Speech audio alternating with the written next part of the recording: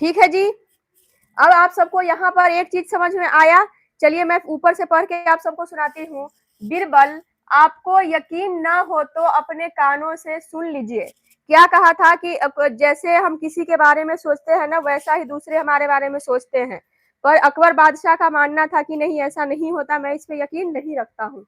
तो बीरबल ने क्या कहा कि आपको यकीन ना हो तो अपने कानों से सुन लीजिए। मेहरबानी करके आप एक दरख्त पर चढ़कर अपने आप को छुपा लीजिए। अब इन्वर्टेड कॉमा यहाँ से स्टार्ट है।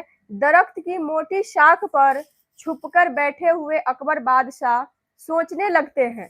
इन्वर्टेड कॉमा बंद। सोचने लगते हैं। ठीक है। अब यहाँ से इन्वर्टेड कॉमा स्टार्ट हो गया है।